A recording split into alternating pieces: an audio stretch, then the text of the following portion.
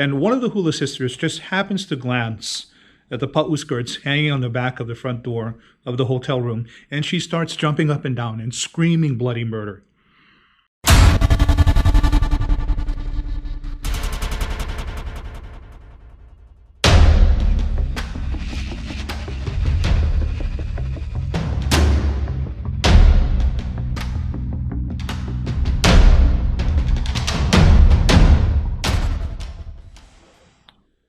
It was the day before competition, and the kumuhula was not happy.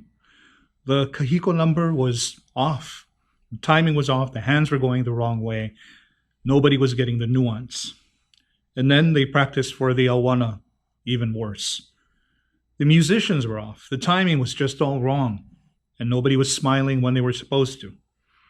And so the kumuhula became upset, screamed at everybody, and made them go back to their room.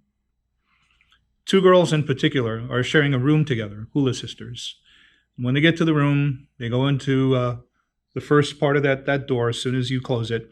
And on the back is a hook, two hooks, where they hang their kahiko costume.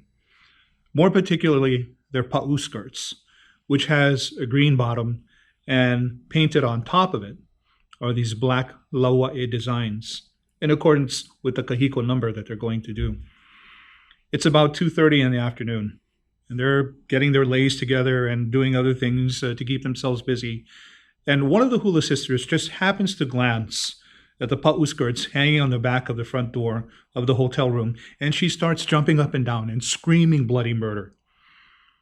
Her hula sister is trying to calm her down and trying to ask her what's going on, what's the matter, but she's just standing there, screaming wide-eyed, pointing. And when her hula sister turns around and sees what she's pointing at, she screams too, even louder, hysterically. The noise is now deafening, and it's carrying down the hallway to the room of the kumuhula, who hears it, comes running out of the room with her alaka'i in tow, pounding on the door. The girls finally open the door, screaming. They can't be calmed. The door closes behind them. And the girls are pointing. And the kumuhula and the alaka'i see what it is. One of the laua'i designs, painted black, appears to be like the profile of a man looking this way. But when the kumuhula and the alaka'i look at that design, they notice that the profile turns like this and blinks. The two girls stay in the kumu's room. The kumu comes back with the alaka'i, and they do some sort of blessing. No one knows really what it was.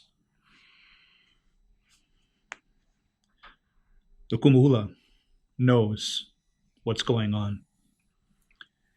It turns out that this kumuhula was very particular about the way she wanted things done. And sometimes she'd cut people out of the dance the moment they're standing off stage ready to go on. And if she feels they're not ready, if they're not looking a particular direction, or they do something that's not in character, she cuts them out. It turns out there was one girl in her halau who she cut out the night before they were going to catch the flight to the competition. Cut her out completely. It turns out the girl was mad, but so was the mother. After spending all that time helping to pick greenery, flowers, helping to sew costumes, to print the black lauae designs, after investing all that money for a competition that her daughter was cut from, the mother was very upset.